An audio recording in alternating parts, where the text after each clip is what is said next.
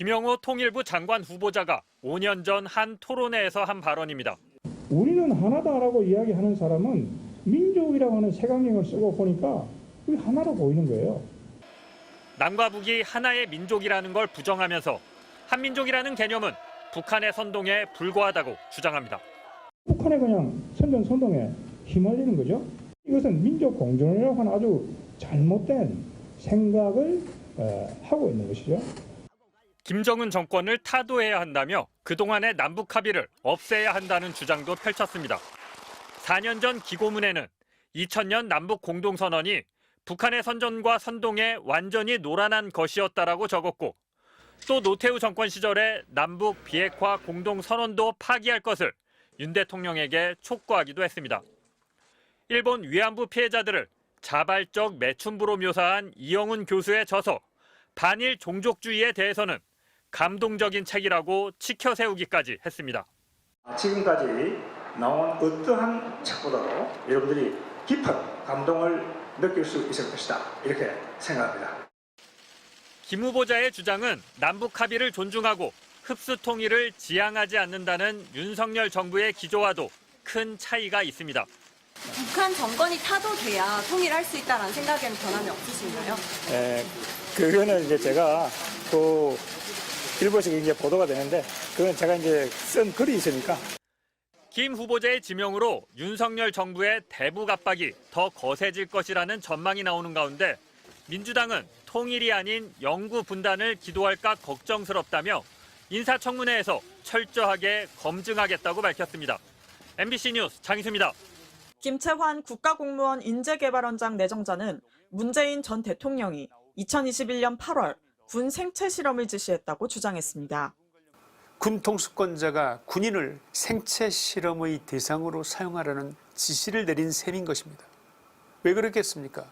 그 이유를 알고 보니 K방역의 홍보를 위해서였다는 것입니다.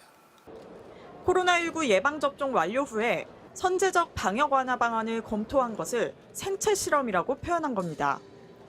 국가공무원 인재개발원장은 5급 이상 고위공무원의 교육을 총괄하는 차관급 자리입니다.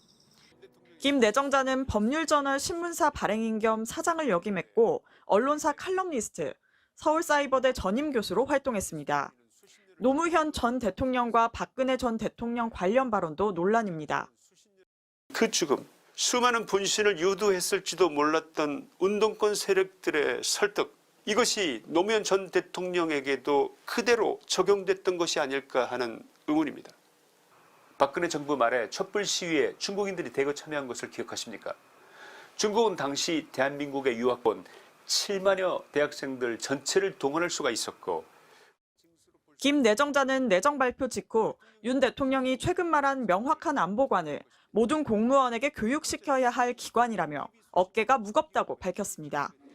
더불어민주당은 극우 유튜버를 고위공직에 임명했다며 내정 철회를 요구했지만 대통령실 관계자는 가짜뉴스로 공무원을 교육한다는 건 일방적인 주장이라고 일축했습니다. 부동산과 토지건설 등 국토부 주요 업무를 관장하는 국토부 1차관에는 정치인 출신의 국토교통 분야 비전문가로 대통령실 용산 이전을 담당한 김호진 관리비서관이 내정되면서 노골적인 낙하산 인사라는 비판이 제기되고 있습니다. MBC 뉴스 이혜리입니다. 이번 인사에서 눈에 띄는 점은 보신 대로 대통령실 비서관 5명이 일선 부처 차관으로 전진 배치됐다는 겁니다. 부처 장악력을 높여 집권 2년차 정책 추진 동력을 강화한다는 취지입니다. 당초 예상됐던 방송통신위원장 후보 지명은 오늘 이루어지지 않았는데 잡음을 최소화하기 위해 시기를 조율 중인 걸로 보입니다. 이정은 기자의 보도입니다.